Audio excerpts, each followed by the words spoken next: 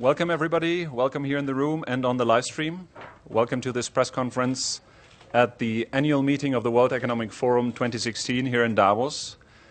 We're particularly pleased and honored to be joined by Mr. Ranil. And without further ado, Mr. Prime Minister, please. Thank you. Prime Minister, please. Thank you for inviting me both to Davos and to meet the press. It's the first time we've been invited. It's also for Sri Lanka a unique occasion when we have formed a government of the two main parties. This has never happened in any part of South Asia or Southeast Asia. And we have started off on a great experiment. Firstly, of reconciliation, of bringing the country together, where people had grown apart as a result of a long drawn-out war of nearly 30 years. One of re-establishing a constitutional democracy, and also having a framework of agreement on the major economic and social problems. That the day that we do a part company after the next elections or thereafter, there will still be a national policy in place, and whoever governs will not change it. So these are the challenges that we are facing. As you have already been, those of you who are following Sri Lanka, you are aware of the progress we've made, of the resolution, the unanimous resolution that has been passed in Geneva, the opening up of the economy. But I don't like to take too much of the time describing what we have done, but leave it open to you to ask for any questions or any clarifications which you require. Thank you very much, Mr. Prime Minister. So we have microphones. If I can see a show of hands for any questions, and if you could then state your name and organization for the sake of our online audience, please.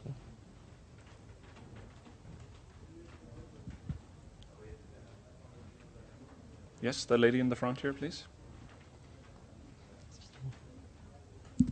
Sujata Rao with Reuters. Mr. Prime Minister, I wanted to ask you about the possibility of an IMF loan deal or a standby agreement, whatever you had in mind with the IMF. When do you expect to sign this? What kind of agreement are you looking for? What kind of amount? We are having discussions with the IMF. We have not concluded discussions. I'm even meeting with the managing director of the IMF while here in Davos. But we've also been discussing with many of the others. One is the Sri Lankan economy has to be restructured. Our sources of foreign exchange earning are limited. As a result, the imbalance in the balance of payment cannot be corrected without any major restructuring. There has been certainly a drop in the revenue collection of this country. The mechanism is not working. We are also being buffeted by what's happening internationally. Certainly the global economy has not recovered fast enough, and then it's compounded by the fact that China has decided now to become a consumption-oriented economy and is going through the adjustments as their currency becomes one of the SDR currencies in the IMF, but that's having an impact on the world. The price of oil coming down, that has advantages, but there are also certain problems we have. We did have the Sri Lanka Economic Forum where we discussed fully some of the issues of Sri Lanka. We've been discussing with the private sector. Once I talk with the IMF, we'll look at contingency plans for the future. No one is sure in this world how it eventually will turn out in 2016. Secondly, we want to be strong enough to face any contingency and to carry out our restructuring. As everyone has found out, in the last few months, they've all had to revise their budgets and revise their targets because of the uncertain global situation. So it's not surprising that we are having discussions, and if need be, we'll come to an appropriate arrangement with the IMF. Thank you very much. We have a question. The gentleman in the back, can we get the microphone to this side of the room, please?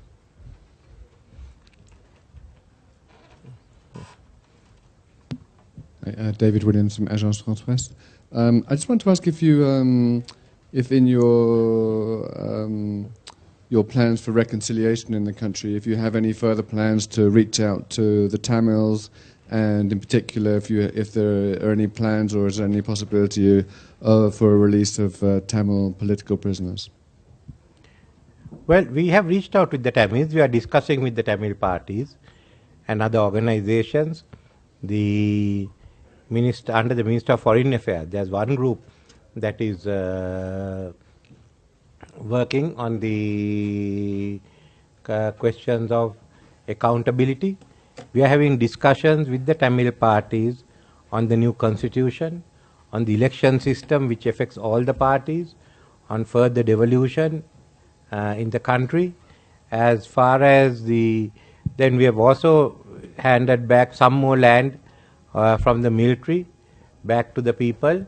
There are more land that will be handed back in the coming few months, or we'll identify the time, or we'll lay down the time frame for the handing of those lands. Tamils are being recruited into the police force. We started by asking for 500 Tamils to be recruited. Gradually things are getting back onto track. We have no political prisoners anymore in the country, among the Sinhalese or Tamils.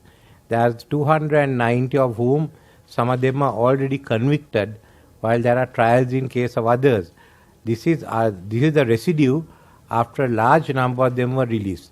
As it is, they are now still looking at some of these cases to see what relief could be given. And the Minister for Prison Reform, Mr. Swaminathan, is holding discussions on the issue with the Minister of Justice and the representatives of the Tamil National Alliance. Thank you. There's another question, please.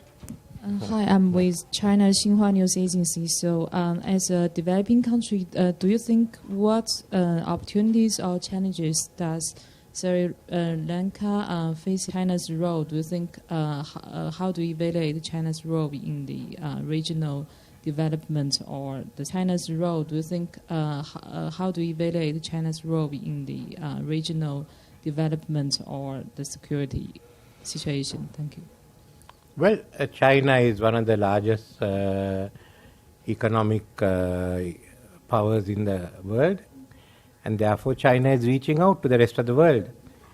As a result, they are also operating here in our part of the world, in the Indian Ocean.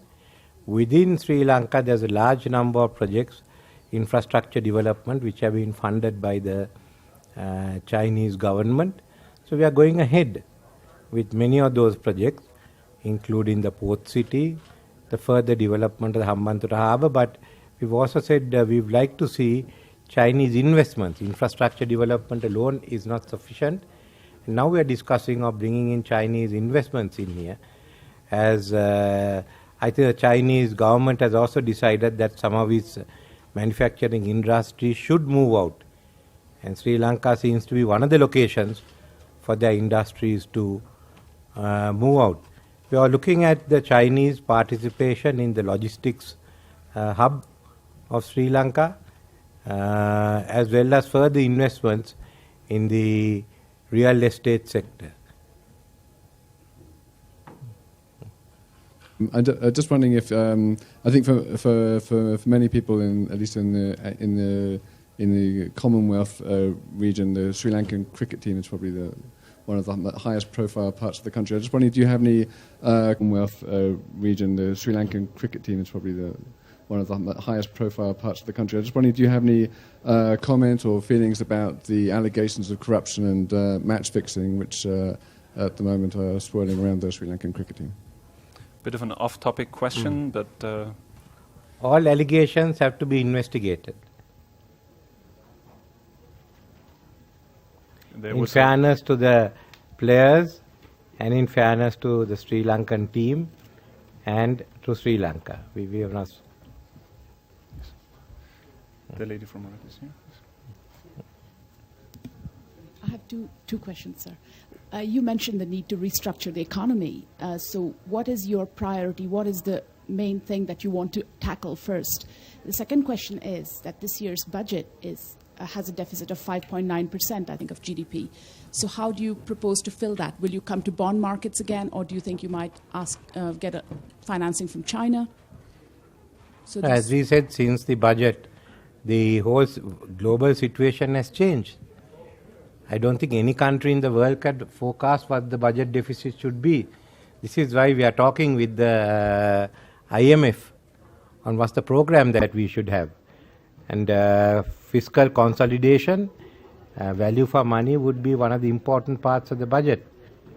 The depreciation of the Asian currencies started with the adjustment of the Chinese currencies means that we will have to relook at our figures as we go, not only Sri Lanka, but all countries are getting affected by what's happening there. So it's a very, very uncertain year. Where we have to raise money on the bond markets, we'll do that. But gradually, we'd like to see more and more private investments coming in over a period of time.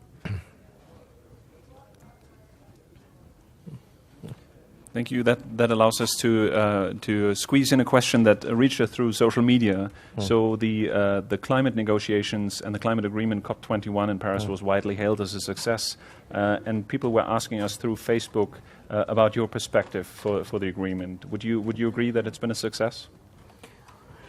It depends on how many people sign it up, how many countries, and until the numbers are the requisite numbers. So I think our strategy is to ensure that everyone signs up. Then it really becomes a success. But it's a great achievement. What was done in Paris is a great achievement, and we've got to ensure sufficient number of countries sign up to meet the criteria put down in the agreement. Sri Lanka will be establishing a Sustainable Development Council, which have oversight of all sustainable development legislation and actions. We are fully committed to it. And we will do our role as far as sustainable development is concerned and climate change. But we would have to see how they react and how many countries sign the agreement. We are hopeful that the quota would be reached, but this is a great achievement, and let's hope we can top it off by getting the requisite numbers. Thank you very much, Mr. Prime Minister.